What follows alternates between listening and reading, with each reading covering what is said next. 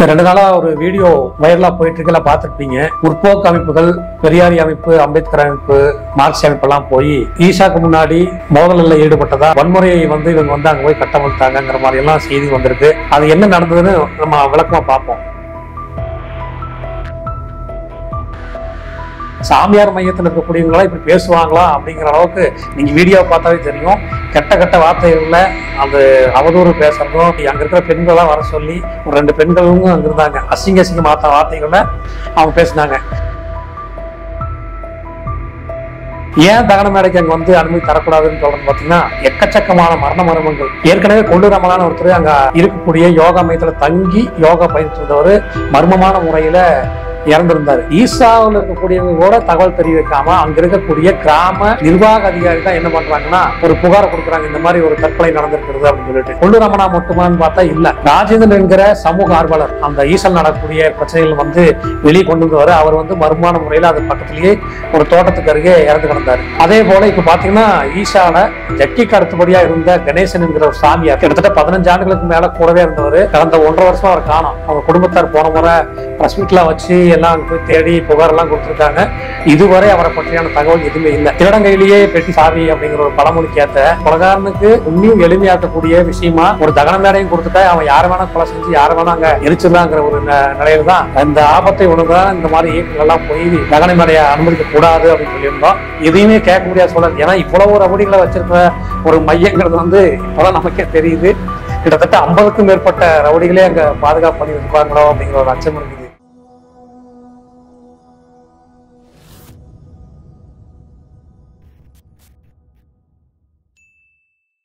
2 நாளா ஒரு வீடியோ வைரலா போயிட்டு இருக்கல பாத்துருப்பீங்க. என்னன்னு கேட்டா, முற்போக்கு அமைப்புகள், பெரியாரி அமைப்பு, அம்பேத்கர் அமைப்பு, மார்க்சிய அமைப்பு எல்லாம் போய் ஏதோ ஈசாக்கு முன்னாடி மோதலில் ஈடுபட்டதா ஒரு வீடியோவும் செய்திகளெல்லாம் வந்துட்டு இருக்கு.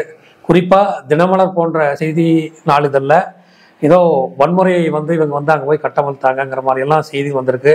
அதே போல இந்து முன்னணியை சேர்ந்த காடேஸ்வர சுப்பிரமணியம் எல்லாம் இவர்கள் மீது நடவடிக்கை எடுக்கணும் அப்படிங்கிறதெல்லாம் புகாராக கொடுத்துருக்காங்க. அது என்ன நடந்ததுன்னு நம்ம விளக்கமாக பார்ப்போம். 2019 அவர்கள் வந்து ஒரு தகன மேடை அமைக்கிறதுக்கான ஒரு அனுமதி கேட்கும்போது அது வந்து அப்ஜெக்ஷன் தெரிவிக்கப்பட்டு அது வந்து நடைபெறல. இப்போ மீண்டும் அங்கே ஈஷாவுக்குள்ள பார்த்தீங்கன்னா ஒரு தகன மேடை, அதாவது எரியூட்டு மையத்தை ஏற்படுத்தியிருக்காங்க ஈஷா. இதை வந்து பக்கத்தில் இருக்கக்கூடிய ஒரு தோட்டத்துக்காரர் சிவஞானம், சுப்பிரமணியம் என்கிற இருவர்கள் சேர்ந்து அதுக்கான வழக்கை ஒன்று உயர்நீதிமன்றத்தில் போட்டிருக்காங்க. அந்த உயர்நீதிமன்றம் ஒரு உத்தரவு பிறப்பிச்சிருக்கிறது 12ஆம் தேதி. என்னன்னா, மாசு கட்டுப்பாடு வாரி அதை போய் நேரில் போய் அதை ஆய்வு செய்யணும். பக்கத்தில் வந்து அவங்க யாரும் இல்லை அப்படிங்கிறது போன்றெல்லாம் அவங்க சொல்லியிருக்காங்க. தோட்டத்துலலாம் யாரும் குடியிருக்கல, யாருக்கும் தொந்தரவு இல்லாத இடம். ஏன்னா இவங்க மக்கள் கட்டையெல்லாம் யார்கிட்ட கேட்கல, அங்கே சுடுகாடு வேணுமா தகன மேடை வேணுமாங்கிறது. பொதுவாக வந்து அந்த பகுதியில் தகன மேடை சுற்றி இருக்கக்கூடிய எல்லா பகுதியிலும் இருக்குது. புதுசாக ஒரு தகன மேடை அந்த ஈசா மையத்துக்குள்ள வேணுமானா அது தேவையில்லை தான் சொல்லி அந்த பகுதியில் இருக்கிற மக்களே நம்மகிட்ட சொல்கிறாங்க. நம்மகிட்ட புகாராகவும் கொடுத்துருக்குறாங்க. இதன் அடிப்படையில் தான் நம்ம என்னென்னா, போன 14ஆம் தேதி சாயந்தரம் எல்லா முற்போக்கு அமைப்பை சேர்ந்த பிரதிநிதிகள் அங்கே போய் ஆய்வு நடத்தலாம் அப்படிங்கிறதுக்காக போன இடத்துல என்னென்னா, அந்த சுப்பிரமணி தோட்டத்துக்கு போகக்கூடிய சாலையை வந்து நோ என்ட்ரின்னு போட்டு தடுத்து நிறுத்தியிருந்தாங்க. நிறுத்தும்பொழுது நாம் ஏன் அங்கே நிறுத்திருக்கு, நாங்கள் உள்ளே போகணும் அப்படின்னு கேட்கும்போது வாகனத்தை வந்து அடித்து அந்த டிரைவரை அடித்து நாங்கள் பேசிகிட்டு இருக்க அந்த சாவியெல்லாம் எடுத்து தகராறு ஈடுபட்டார் அந்த ஈசா மையத்தினுடைய மேலாளர் வெங்கட் ராஜா. தொடர்ச்சியாக இது பேசும்போது வாக்குவாதாகி கைகலப்பு வரைக்கும் போயிடுது. மோதல் ஏற்படுற அளவுக்கு அங்கே பிரச்சனை முத்திடுது. காவல்துறை தடுத்து அதுக்கப்புறம் இது பண்ணோம். இந்த மோதலை தொடங்குறதுக்கு யார் காரணமாக இருந்தாங்கன்னா, அவங்க ஈஷாவுக்கு அடுத்தபடியாக ஈஷாவில் ஜக்கிக்கு அடுத்தபடியாக இருக்கக்கூடிய அந்த வெங்கட் ராஜாங்கிற மேலாளர் தான் அதை முதல்ல அந்த கலவரத்தை தூண்டுறாரு. அதுக்கு அந்த கலவரத்தை தூண்டிட்டு அங்கே பணியாளர்லாம் இருக்கக்கூடியவங்க உள்ள வேலை செய்கிறவங்கெல்லாம் வச்சு மிகப்பெரிய ரகலையை தகாத வார்த்தைகளால், அதாவது ஒரு சாமியார் மையத்தில் இருக்கக்கூடியவங்களாம் இப்படி பேசுவாங்களா அப்படிங்கிற அளவுக்கு நீங்கள் வீடியோவை பார்த்தாவே தெரியும். கெட்ட வார்த்தைகளில் அந்த அவதூறு பேசுகிறதும், ஒரு மாதிரி அங்கே இருக்கிற பெண்களாம் வர சொல்லி ஒரு 2 பெண்களும் அங்கே இருந்தாங்க. அசிங்க மாற்ற வார்த்தைகளை அவங்க பேசினாங்க. நம்ம யாருக்காக போகிறோம் அப்படிங்கிறது கூட தெரியாமல் பணத்துக்காக பணத்தை வாங்கி கொண்டு அடியாள் வேலை செய்கிற வேலையை அங்கே இருக்கக்கூடிய ஆள்கள் செஞ்சு கொடுத்துருக்குறாங்க. அந்த மக்கள் அங்கே இருக்கிற மக்கள் வந்து அதை செய்கிறாங்கன்னா இல்லை, அங்கே உள்ள அவங்களுக்கு அடியாளாக இருக்கக்கூடிய அங்கே பணிபுரிகிற வேலைகள் ஆள்கள் தான் செய்கிறாங்க. தொடர்ச்சியாக இது ஏன் இப்படி நடக்குது, நீங்கள் ஆய்வு செய்ய தானே வந்திருக்கீங்க, வாங்க வந்து ஆய்வு செஞ்சுட்டு போங்க, அது அவங்க இடத்துலேருந்து பண்ணுறாங்க அப்படிங்கிறதெல்லாம் நம்ம ஈசா மையத்துக்குள்ளே போகலை. அவங்க இடத்துலேருந்து ஆய்வு பண்ணுறாங்க, பண்ணிட்டு போகட்டும். ஏன்னா உள்ள குற்றமுள்ள நெஞ்சு தான் குறுகுறுக்குங்கிற மாதிரி ஏதோ மர்மங்கள் அங்கே நடந்து கொண்டே இருக்குது. இது வந்து சொல்கிறதெல்லாம் பொய்ன்னு தெரிஞ்சிருக்கிறதுனாலேயே, ஏன்னா அரசாங்க அதிகாரியாக இருந்தால் பணத்தை கொடுத்து எல்லாம் முடிச்சிடலாம், எங்கள் மாதிரி இயக்கங்களை வந்து அவங்க ஒன்றும் பண்ண முடியாதுங்கிறதுனால ஆட்களை வைத்து அதை வந்து விரட்டி விடுறதன் மூலமாக அவங்க செய்யக்கூடிய தவறை அங்கேருந்து மக்களுக்கு தெரியாமையோ அரசுக்கு தெரியாமையோ பாதுகாத்துக்கலாங்கிறது தான் அவங்களோட ஐடியா. என்னென்னு கேட்டிங்கன்னா, ஏன் அங்கே வந்து நாங்கள் இதுக்கு முன்னாடியே கலெக்டர்கிட்ட வந்து அங்கே வந்து அனுமதி தரக்கூடாது தகன மேடைக்குன்னு சொல்லியிருந்தோம். ஏன் தகன மேடைக்கு அங்கே வந்து அனுமதி தரக்கூடாதுன்னு சொல்கிறேன்னு பார்த்தீங்கன்னா, எக்கச்சக்கமான மர்மங்கள். ஏற்கனவே கொல்லூரமலான ஒருத்தர் அங்கே இருக்கக்கூடிய யோகா மையத்தில் தங்கி யோகா பயிற்சி இருந்தவர் மர்மமான முறையில் இறந்துருந்தார். இறந்துருந்தப்போ ஈசாவில் இருக்கக்கூடியவங்க கூட தகவல் தெரிவிக்காமல் அங்கே இருக்கக்கூடிய கிராம நிர்வாக அதிகாரி தான் என்ன பண்ணுறாங்கன்னா ஒரு புகாரை கொடுக்குறாங்க, இந்த மாதிரி ஒரு தற்கொலை நடந்திருக்கிறது அப்படின்னு சொல்லிட்டு. நான் அதுக்கு கூட ஒரு புகார் கொடுத்துருந்தப்போ ஆலந்துறை காவல் நிலையம் என்ன கூப்பிட்டு ஏதாவது ஆதாரம் இருந்தால் கொடுங்க அப்படின்னு சொன்னாங்க. நான் சொன்னேன், ஈசா மையத்துக்குள்ளே நீங்களே போக முடியாது, என்னை போன்ற சாமானியர்கள் எப்படி போக முடியும், வாங்க நம்ம 2 பேரும் சேர்ந்து போய் அங்கே ஏதாவது ஆதாரம் இருக்கான்னு பார்க்கலாம் அப்படின்னு சொல்லி அந்த நேரில் நான் கூட்டிருந்தப்போ அந்த மனுநாளில் போய் நான் சொல்லிட்டு வந்தேன். இந்த கொல்லூரமனா மட்டுமான்னு பார்த்தா இல்லை, ராஜேந்திரன் என்கிற சமூக ஆர்வலர் அந்த ஈசல் நடக்கக்கூடிய பிரச்சனைகள் வந்து வெளியே கொண்டு வந்தவர். அவர் வந்து மர்மமான முறையில் அது பக்கத்துலேயே ஒரு தோட்டத்துக்கு அருகே இறந்து கிடந்தார். அதே போல் இப்போ பார்த்தீங்கன்னா, ஈசாவில் ஜக்கிக்கு அடுத்தபடியாக இருந்த கணேசன் என்கிற ஒரு சாமியார் கிட்டத்தட்ட 15 ஆண்டுகளுக்கு மேலே கூடவே இருந்தவர். கடந்த 1.5 வருஷம் அவர் காணோம். அவங்க குடும்பத்தார் போன முறை ப்ரெஸ் மீட்லாம் வச்சு எல்லாம் அங்கே போய் தேடி புகாரெல்லாம் கொடுத்துருக்காங்க. இதுவரை அவரை பற்றியான தகவல் எதுவுமே இல்லை. அங்கே நடக்கக்கூடிய விஷயங்களை வெளியே சொன்னாவே அவர்களுக்கு உயிருக்கு ஆபத்துங்கிற நிலைமையில தான் இன்றைக்கி ஈசாமாய் நடந்துட்டு இருக்குது. அது என்னென்னா, திருடங்கையிலேயே பெட்டி சாவியா அப்படிங்கிறவங்க சாவி அப்படிங்கிற ஒரு பழமொழிக்கு ஏற்ற கொலகாரனுக்கு இன்னும் எளிமையாக்கக்கூடிய விஷயமா ஒரு தகன மேடையும் கொடுத்துட்டா அவன் யாரை வேணால் கொலை செஞ்சு யாரை வேணால் அங்கே எரிச்சிடலாங்கிற ஒரு நிலையில தான் இந்த ஆபத்தை உணர்ந்தான் இந்த மாதிரி இயக்கங்கள்லாம் போய் தகன மேடையை அனுமதிக்கக்கூடாது அப்படின்னு சொல்லியிருந்தோம். இதையெல்லாம் மீறி அரசாங்க அதிகாரிகளே அனுமதி கொடுத்துருக்கிறார்கள் என்பது மிகப்பெரிய ஒரு அச்சுறுத்தலாக இருக்கிறது. ஏன்னா அங்கே பணம், அது ஈசா மையங்கிறது வந்து பேரில் வச்சுட்டு தொடர்ச்சியாக அவர்கள் வந்து இந்த பணத்தை வைத்து எல்லா வேலைகளும் செய்கிறாங்க. கிட்டத்தட்ட ஒரு 43 ஏக்கரா அந்த பழங்குடி மக்களுக்காக, SC/ST மக்களுக்காக அமெரிக்கா கவுண்டருங்கிறவர் கொடுத்த ஒரு 43 ஏக்கராவை ஆட்டை போட்டு இன்றைக்கி அதில் வந்து ஆதியோகி சிலையெல்லாம் வச்சு அவங்க என்னென்னா பிரம்மாண்டமாக அது ஒரு காசு பார்க்குற வேலை தான். உள்ளே பார்த்தீங்கன்னா அவ்வளோ வணிகம் நடக்குது. எல்லாமே போதைப் பொருளெல்லாம் புழங்குதுன்னு தான் கேள்விப்படுறோம். ஏன்னா உள்ளே போகக்கூடிய சூழல் இல்லை. நாம் போய் பார்த்தா, நீங்களே போய் பார்த்தாலும் தெரியும், அங்கே இருக்கக்கூடிய யோகா கற்றுக்கிற வந்துக்கூடியங்க ஏதோ பித்து பிடிச்ச நிலைமையில் அவங்க வாட்டுக்கு ஏதாவது உளறிட்டு அவங்க ஒரு சைகை பண்ணிட்டு அவங்க வாட்டுக்கு ஏதோ உளவிட்டே இருப்பாங்க. அது என்னென்னு கேட்டிங்கன்னா, யோகா பண்ணுறவங்க இப்படியெல்லாம் இருப்பாங்களா? நமக்கு தெரிஞ்சு யோகா பண்ணுறவங்க ஆக்டிவாக தான் இருப்பாங்க. ஆனால் யோகாங்கிற பேரில் என்ன நடக்குதுன்னே உள்ள தெரியல. இது நான் பலமுறை அரசாங்கத்துக்கு கோரிக்கையாக வச்சுருக்கிறோம், உள்ளே என்ன நடக்குது. அதே போல் ஒரு 1000-2000 பெண் பிள்ளைகள் இளைஞர்கள்லாம் மொட்டை அடித்து காவி உடை வெள்ளை உடையெல்லாம் கொடுத்து உள்ளே வந்து ஒரு மர்மமான முறையில் இத்தனை பேர்த்த கொண்டு வந்து எங்கே வச்சுருக்கிறான், என்ன பண்ணுறான், அதில் என்ன வேலை நடக்குது அப்படிங்கிறதுலாம் மிகப்பெரிய மர்மம். ஏன்னா நமக்கு தெரிஞ்சு இங்கே வடவழியில் பேராசிரியர் காமராஜ்னு சொல்லுவோம் நபருக்கு, அவர் வந்து அக்ரியில் பேராசிரியர் இருந்தவர். அவர் பொண்ணுங்க 2 பேர் அங்கே தான் இருக்கிறாங்க. பல்வேறு முயற்சிகளுக்கு அப்புறம் இப்போ தான் வந்து கோர்ட் ஆர்டர் மூலமாக பெண்களை போய் பார்த்து பேசக்கூடிய ஆர்டர்லாம் வாங்கியிருக்கிறாங்க. இருந்தாலும் அந்த பெண்கள்லாம் மூல செலவு செய்யப்பட்டு ஒரு பிரம்ம பிடிச்ச நிலைமையில தான் அங்கே உழவிட்டு இருக்கிறாங்க. இது மனிதர்களுக்கு மட்டும்தான் இது ஈசானால கேடுன்னு பார்த்தா, அங்கே உயிர்கள், வன உயிர்கள் எல்லாம் பயங்கரமாக பாதிக்கப்படுது. யானை வழித்தடங்கள் உட்காந்துட்டு ஆயிரக்கணக்கான நிலங்களில் ஆட்டையை போட்டுட்டு அங்கே போய் உட்காந்துட்டு பில்டிங்காக கட்டி ஒரு 2000 சதுரடிக்கு மேலே நீ கட்டவே கூடாதுங்கிறதெல்லாம் ஒரு விதிகள் இருக்கிறதெல்லாம் தகர்த்துட்டு எல்லாம் காசு கொடுத்தா வேலை நடந்துன்னு அதிகாரிகளை எல்லாம் கைக்குள்ள போட்டுட்டு தொடர்ச்சியாக இந்த மண்ணையும் மக்களையும் வந்து மலடாகி கொண்டு இந்த ஈசா யோகமே செயல்படுது. பார்த்தீங்கன்னா நீங்கள் அப்பப்போ டிசைனாக கதையெல்லாம் விடுவார். சேவ் சாயில் அப்படின்னு சொல்லிட்டு மண்ணை காப்போம், அதே மாதிரி மிஸ்டுகால் கொடுத்தா நதிகளெல்லாம் இணைப்போம்னு சொல்லி கொள்ளையடிக்கிறதுக்கான எல்லா வேலைகளும் செய்கிறது. நீங்கள் மிஸ்டுகால் கொடுத்தீங்கன்னா உடனே நீங்கள் வந்து இதுக்காக ஏதாவது பண்ணுங்க அப்படின்னு சொல்லி உங்கள்கிட்ட டொனேஷன் தருது. இந்த சிவராத்திரின்னு ஒரு ராத்திரி வந்துச்சுன்னா பார்ப்பீங்க நீங்களே டிவியில். ஒரு மனுஷனுக்கு, சாதாரண மனுஷனுக்கு இப்படியெல்லாம் ஆட்டம் வருமா அப்படிங்கிறதெல்லாம் நீங்கள் யோசிச்சு பார்த்தா தெரியும். பித்து பிடிச்ச நிலையில மற்றவங்களையும் பித்து பிடிக்க வச்சுட்டு எல்லா போதை வஸ்துக்களை வந்து பயன்படுத்திட்டு மக்களை வந்து ஒரு மடைவிலாக்கி, டிக்கெட் பார்த்தீங்கன்னா பல்வேறு லட்சக்கணக்கான அளவில் இருந்து அப்படியே கம்மியாயிட்டு வரும். அதுவும் ஒரு குறிப்பிட்ட அளவுக்கு மேலே கம்மியாகாது. இப்படி எல்லா மக்களையும் அங்கங்கே பஸ்ஸெல்லாம் வச்சு கூப்பிட்டு வந்து பெரிய மாசெல்லாம் காட்டி என்ன எங்களுக்கு இவ்வளோ செல்வாக்கு இருக்கிறது போன்றெல்லாம் ஒரு பொய் பிம்பத்தை தான் ஏற்படுத்திட்டு வராது. இதெல்லாம் எதுக்குன்னு கேட்டிங்கன்னா, இது மீண்டும் மீண்டும் மக்களுக்கு தான் பிரச்சனையாக போய் முடியும். இன்றைக்கி பார்த்தீங்கன்னா ஆலந்துறை இது போன்ற செம்மேடு போன்ற பகுதிகளில் தீத்தி வளையம் போன்ற அந்த அதெல்லாம் தாண்டி பேரூர் வரைக்குமே வனவிலங்குகள் ஊருக்குள்ளே வர ஆரம்பிச்சிருச்சு. இதுக்கெல்லாம் என்ன காரணம்னா, அத்தனை நிலத்தை இவன் பிடிச்சிட்டு உட்காந்துட்டா அந்த வனவிலங்குகள் எப்படி போகும்? அதே போல் சிவன் ராத்திரி வரும்போதெல்லாம் பார்த்தீங்கன்னா மிகப்பெரிய அளவில் ஒளியெல்லாம் அமைத்து இதெல்லாம் வந்து விலங்குகளுக்கு வந்து பைத்தியமே பிடிச்சிடும். அந்தளவுக்கு இந்த பைத்தியத்தனமெல்லாம் அங்கே அரங்கேற்றிட்டு இருக்குது. தொடர்ச்சியாக மர்மங்கிறது வந்து நிறையா. இப்போ ஸ்ரீமதின்னு ஒரு பெண் திருப்பூர்லேருந்து நம்ம பார்த்தோம், டிவிலெலாம் சிசிடிவியில் ஓடுறது ஓடியாரெல்லாம் பார்த்தா தேடுறோம்னாங்க. 10 நாள் கழித்து ஒரு கிணத்துக்குள்ள பணமாக கிடக்குதுன்னு சொல்லி எடுத்துகிட்டு வந்தாங்க. அதே போல் இந்த சைலன்ஸ் பயிற்சி, அது போனவங்க கிட்டலாம் கேட்டோம், பக்கத்தில் இருக்கிறது யாருமே தெரியாது, அந்தளவுக்கு ஒரு இருட்டான பகுதியாக தான் இருக்கும் அப்படிங்கிறதெல்லாம் பார்த்தா நம்ம கேட்குறக்கே திக்குன்னு இருக்குது. இப்படி தொடர்ச்சியாக வந்து எல்லா விஷயங்கள்லையும் இந்த யோகாங்கிற பேரில் எல்லாம் பண்ணிட்டு ஏன் இந்த காவல்துறையெல்லாம் நடவடிக்கை எடுக்கிறது இல்லைன்னா, சாதாரணமாக ஜனாதிபதி ஆகட்டும், பிரதமர் ஆகட்டும், உயரதிகாரிகளாகட்டும், நீதிபதிகளாகட்டும் தொடர்ச்சியாக வந்து போகிற இடமா இருக்குது. அதனால் என்னென்னா காவல்துறையும் சரி, அரசு அதிகாரிகளும் சரி, அவங்களுக்கு மேலே நடவடிக்கை எடுக்கிறது வந்து சாத்தியமில்லாத ஒரு விஷயம். இது தொடர்ச்சியாக வந்து இப்படியே நடந்துச்சுன்னா மக்கள் பார்த்துட்டு இருக்க மாட்டாங்க, அது ஒரு விஷயம். அதுக்கு முன்னாடியே அரசாங்கமே முன் வந்து இவர்களெல்லாம் கண்காணித்து ஒழுங்குபடுத்துகிறதெல்லாம் வந்து அரசாங்கம் தான் செய்ய வேண்டிய வேலை. ஏக்கச்சான தீர்ப்புகள் வந்துருச்சு. அதை இந்த ஈசா ஆதியோகி சிலையை கூட அப்புறப்படுத்தணுங்கெல்லாம் வந்துருச்சு. ஏன்னா அது விவசாய நிலம், மக்களுக்காக கொடுக்கப்பட்டது. அதாவது அமெரிக்கா கவுண்டர் வந்து மக்களுக்கு அங்கே இருக்கக்கூடிய பழங்குடி தாழ்த்தப்பட்ட மக்களுக்காக இலவசமாக வழங்கினது.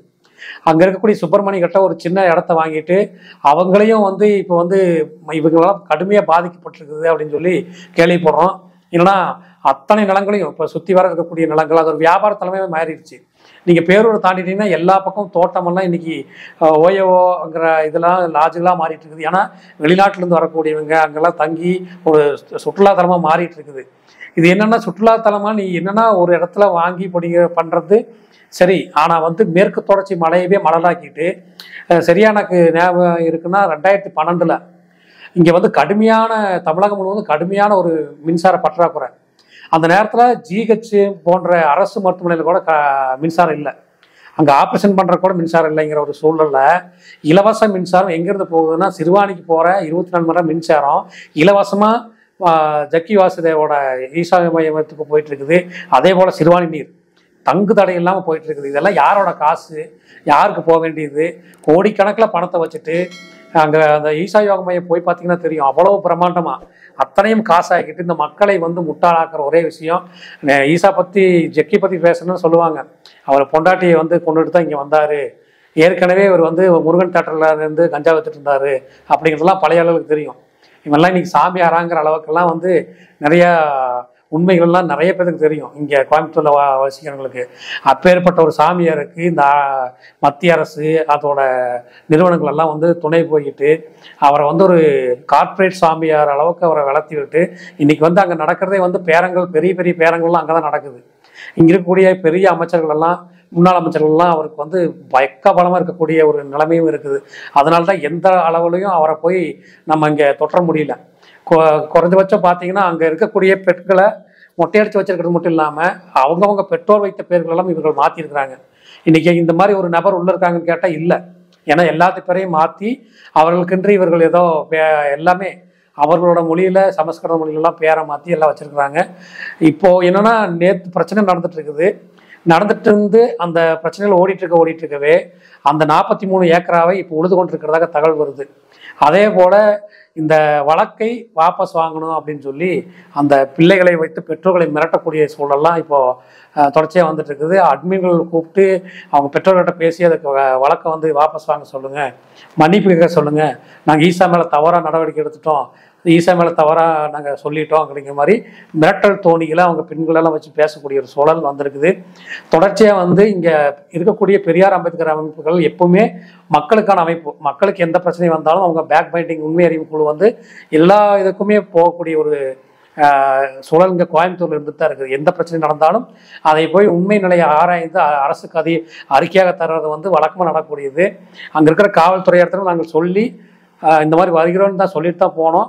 ஆனால் அதையும் மீறி ஈசாவில் இருக்கக்கூடிய 50க்கும் மேற்பட்ட குண்டர்கள், நந்து அங்கே பணியாற்றக்கூடிய நந்து என்கிற நபர், அதுபோல் வெங்கட்ராஜா, அந்த முள்ளியங்காடை சேர்ந்த சசிகலா போன்ற நபரெல்லாம் தகாத வார்த்தைகளை பேசி தோழர்களை வந்து விரட்டடிக்கிற வேலை செஞ்சாங்க. என்னன்னு கேட்டிங்கன்னா, நீங்கள் எதுவுமே இல்லை, நாங்கள் நியாயமாக தான் பண்ணுறோன்னா தாராளமாக கூட்டிகிட்டு போய் நீங்களே பாருங்கன்னு சொல்லியிருக்கிறது தான் ஒரு நியாயமான விஷயமா இருக்க முடியும். அதை விட்டுட்டு வரவே கூடாதுங்கன்னா அப்போ வந்து எவ்வளவோ மர்மங்கள் அங்கே மறைஞ்சிருக்கிறது. நாங்கள் சொல்கிறதெல்லாம் உண்மைதாங்கிறது வந்து அவங்களுக்கும் தெரிஞ்சிருக்குதுங்கிறது தான் இந்த நேரத்தில் சொல்லிக்கிறோம். அது என்னென்னு கேட்டிங்கன்னா, தொடர்ச்சியாக அந்த போராட்டம், ஈசாக்கு எதிரான போராட்டம் மக்களாலவே தொடர்ச்சியாக நடைபெற்று வருது.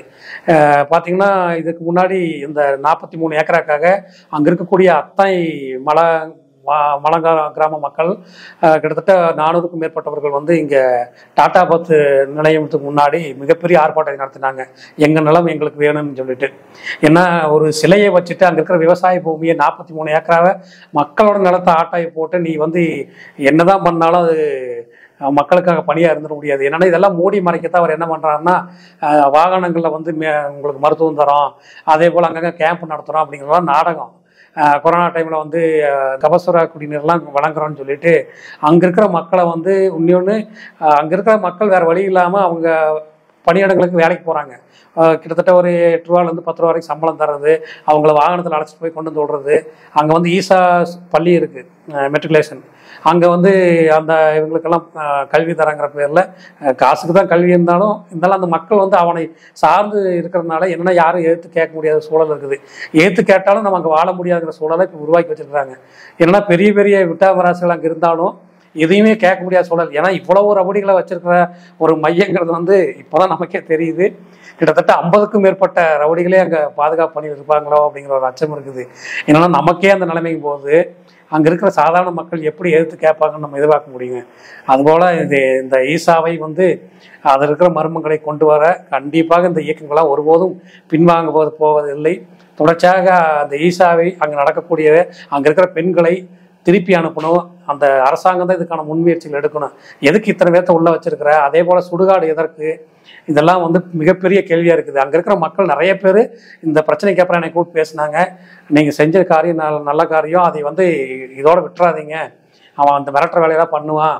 ஆனால் வந்து நீங்கள் தயவு செஞ்சு அதையெல்லாம் வந்து தொடர்ச்சியாக எடுத்து அங்கே இருக்கிற மக்களுக்கும் அந்த விலங்குகளுக்கும் அங்கே இருக்கக்கூடிய மேற்கு தொடர்ச்சி மலைக்கே அவன் இல்லாமல் இருந்தால் தான் ஒரு பாதுகாப்பு. உடனடியாக அதை வந்து செய்யணுங்கன்னு சொல்லி மக்கள் நிறைய கோரிக்கை விடுத்துட்டு வர்றாங்க. நம்மளும் இதுக்காக ஓயப்போவதில்லை. தொடர்ச்சியாக நம்ம அந்த ஈசாக்கு மீது இருக்கக்கூடிய குற்றச்சாட்டுகளை அம்பலப்படுத்துவோம் அப்படிங்கிறது இந்த நேரத்தில் சொல்லிக்கிறோம். பார்த்தீங்கன்னா இது என்னன்னா ஒரு கவர்ச்சிக்கான ஒரு இடமா மாறிடுச்சு ஈசா மையங்கிறது. என்ன பார்த்தீங்கன்னா சிவன் ராத்திரினா ஒரு 10-15 நடிகளை கூப்பிட்டு வந்துடுறது, நடிகர்களுக்கு அழைப்பு கொடுத்துறது. இப்போ என்னன்னா அந்த ஈசா மையத்துக்கு போய் பார்க்குறாங்களோ இல்லையோ, நடிகர்கள் வராங்களே அப்படிங்கிறதுக்காகவே நிறைய பேர் போகிறாங்க இருக்கிறாங்க. அது என்னன்னா ஏதாவது கோயில் அப்படிங்கிறதெல்லாம் மாறி, அது மையங்கிறதெல்லாம் மாறி என்னவா மாறிடுதுன்னா ஒரு கவர்ச்சிக்கான பொருளாக அது மாறிடுது. தொடர்ச்சியாக வந்து நடிகர்லாம் போகிறது, அங்கே போய் ஆசீர்வாதம் வாங்குறது, இதெல்லாம் என்ன எங்கே கொண்டு போய் விடுதுன்னா இளைஞர்களை அது வந்து ஒரு சுற்றுலாத்தரமாக அதை கொண்டு நிறுத்துது. பார்த்தீங்கன்னா கொஞ்ச நாளைக்கு முன்னாடி பார்த்தீங்கன்னா யோகா எதற்கானதுன்னு நமக்கு தெரியும். இவ்வளோ பெரிய சத்குருன்னு சொல்லிட்டு கொஞ்ச நாளைக்கு முன்னாடி பார்த்தீங்கன்னா ஆங்கில மருத்துவமனையில் போய் ஆப்ரேஷன்லாம் பண்ணி வீடியோலாம் பார்த்தோம். அதையொட்டி அவர் இல்லை, அவர் இறந்துட்டாருங்கிறதெல்லாம் செய்தி வந்துச்சு. ஆனால் அவர் வந்து நல்லா இருக்கணுங்கிறத எல்லாத்தோட விருப்பமும் இருந்தாலும் யோகாங்கிற பேரில் மக்களை மடையலாக்குற விஷயம் தான் இது. அங்கே என்னென்னா யோகா நடக்கலை, அது ஏதோ வேறு மர்மங்களுக்காகவே அது உருவாக்கப்பட்ட ஒரு இடமாகத்தான் இன்னைக்கு வரைக்கும் எல்லோரும் நினைக்கிறாங்க. அப்படி தான் அங்கேயும் நடந்துட்டு இருக்குது. இது வந்து இல்லைன்னா நீ வெளிப்படை தன்மையோடு நடந்துக்குங்க, இது எதுக்கு இவ்வளவு பெரிய ஒரு இதையை வந்து ஆக்கிரமித்து மக்களை வந்து கஷ்டப்படுத்தணுங்கிற விஷயம் இருக்குது. தொடர்ச்சியாக இதெல்லாம் வந்து நாங்கள் மட்டும் இங்கே உட்காந்துட்டு கற்பனையாக சொல்லலை. நாங்கள் தொடர்ச்சியாக ஆய்வுக்கு போகிறோம், அந்த சுற்று வட்டார பகுதியில் இருக்கக்கூடிய மக்கள்கிட்டலாம் பேசியிருக்கிறோம். இதை தொடர்ச்சியாக இதை முன்னெடுக்கத்தான் போகிறோம். மக்கள் எங்கள் கூட திரண்டு தான் இருக்கிறாங்க. ஏதோ வந்துட்டாங்க விரட்டி அடிச்சிட்டோம் அப்படிங்கிறதுல இல்லை. இது வந்து 2016 மிகப்பெரிய மக்கள் போராட்டங்கள் நடந்துச்சு. இங்கே இருக்கக்கூடிய எல்லா இயக்கங்களும், கம்யூனிஸ்ட் இயக்கங்கள், மாதர் சங்கமெல்லாம் இணைந்து மிகப்பெரிய போராட்டத்தை நடத்தினாங்க. இது ஒன்றும் ஏதோ விரட்டி அடிச்சிட்டோம் அப்படிங்கிறதெல்லாம் பெருமைக்கான விஷயம் இல்லை. இது மக்களுக்கு புரிஞ்சுட்டு அவன் வந்து ஒரு போலிச்சாமியார் என்பதை மக்கள் புரிந்து கொண்டு அங்கே இருக்கக்கூடிய வெள்ளிங்கிரி ஆண்டவரையெல்லாம், வெள்ளிங்கிரி மலையெல்லாம் மூடி மறைச்சிட்டு தான் இவ்வளோ பெரிய ஒரு அநியாயத்தை பண்ணி கொண்டிருக்கிறாங்க. உண்மையான மக்கள் போகிறாங்க, எங்கே போகிறாங்கன்னா வெள்ளிங்கிரிக்கு போகிறாங்க, பேரூருக்கு போகிறாங்க. ஈசா மையத்தை துளிவோடு அவர்கள் சட்டை செய்வதில்லை. அதை வந்து அவங்க வந்து ஒமிட் பண்ணத்தான் செய்கிறாங்க. இதை வந்து மக்கள் புரிஞ்சுட்டு அவனுக்கான ஆதரவு அது கிடையாது. அவன் என்னென்னா கவர்ச்சியை வச்சு எனக்கு இவ்வளோ மக்கள் இருக்காங்கிறத வந்து காட்டிகிட்டே இருக்கிறான். தொடர்ச்சி அவன் செய்யும் எல்லா ஊழலுக்கும் நாம் துணை போவதாக இருந்து விடக்கூடாதுங்கிறதுக்காக தான் திருப்பி சொல்கிறோம். அதை வந்து ஒரு மர்ம மையம் தான், அது யோகா மையம் அல்ல என்பதை வந்து புரிஞ்சுக்கணும். பொதுவாக வந்து பார்த்திங்கன்னா ஈஷாவில் வந்து ஆயிரக்கணக்கான வர்றாங்க. அதே சிவன்ராத்திரி டைம்லலாம் பார்த்திங்கன்னா உங்களுக்கு எண்ணிக்கை வந்து சொல்லவே முடியாது, அந்தளவுக்கு மக்கள் வராங்க. அந்த கழிவு நீர்லாம் எங்கே கொண்டு விடுறாங்கன்னா பக்கத்து நிலத்தில் தான் கொண்டு விடுறாங்க, ஒரு குளம் மாதிரி வெட்டி. அது வந்து மாசு கட்டுப்பாட்டு வாரியம் வந்து ஆய்வு செய்யும் போது திடீர்னு அதை மூடிடுறாங்க, மண்ணெல்லாம் வச்சு கொட்டி மூடிடுறாங்க. அந்த தண்ணியெல்லாம் நாங்களே போய் எடுத்து ஆய்வு செஞ்சோம். மிகப்பெரிய கேவலமாக அந்த மண் மாறிக்கொண்டிருக்கிறது. ஏன்னா அது விவசாய பூமி, அங்கெல்லாம் மேற்கு தொடர்ச்சி மலையை ஒட்டி இருக்கிறது எல்லாமே விவசாய பூமி. அங்கே இருக்கிற விவசாயிகள் வந்து மிகப்பெரிய வெளிப்படுத்த முடியாத அளவுக்கு அவ்வளவு கொடுமை அனுபவிச்சுட்டு இருக்கிறாங்க. இந்த மக்களை, அந்த மண்ணையே வந்து மலடாகக்கூடிய ஒரு சூழல் வந்திருக்குது. ஏன்னா அத்தனை கழிவு, அவ்வளோ லட்சக்கணக்கானவர்கள் வந்து போகிற கழிவு வந்து எந்தவித சுத்திகரிப்பும் இல்லாமல் வெளியே ஏற்றுறது அப்படிங்கிறதெல்லாம் வந்து அந்த மண்ணுக்கு மிகப்பெரிய கேடை விளைவித்து கொண்டிருக்கிறதுங்க வந்து புரிஞ்சுக்கணும். இன்னும் பார்த்தீங்கன்னா ஈசா மையம் என்கிற பேரில் டேக்ஸே கட்டாமல் வரி, சாதாரண மக்கள் வரி கட்டினாலும் நோட்டீஸ் அனுப்பக்கூடிய ஒரு நம்ம வருமான வரித்துறை ஈசாவை வந்து இது வரைக்குமே கேள்வி கேட்காம இருக்குது. இந்த வரி மட்டும்தான் செலுத்தலையான்னு பார்த்தீங்கன்னா பிஎஸ்என்எல் அரசனுடைய தொலைத்தொடர்பு நிறுவனம் லட்சக்கணக்கான கனெக்ஷன்களை வச்சுட்டு எந்த கனெக்ஷனுமே பணம் கட்டாமல் அது ஒரு வழக்கு போயிட்டுருக்கு. இப்படி அரசாங்கத்துக்கு செலுத்த வேண்டிய வரியை கட்டாமல் அரசாங்கத்தினுடைய தொலைத்தொடர்பை பயன்படுத்திட்டு அதற்கான கட்டணங்களை செலுத்தாமல் தொடர்ந்து ஏமாற்ற வரக்கூடிய ஈசா மீதெல்லாம் கடுமையான நடவடிக்கை எடுக்கணும். ஏன்னா இதெல்லாம் வந்து அவர் மேலே இருக்கக்கூடிய ஒரு பிம்பம்.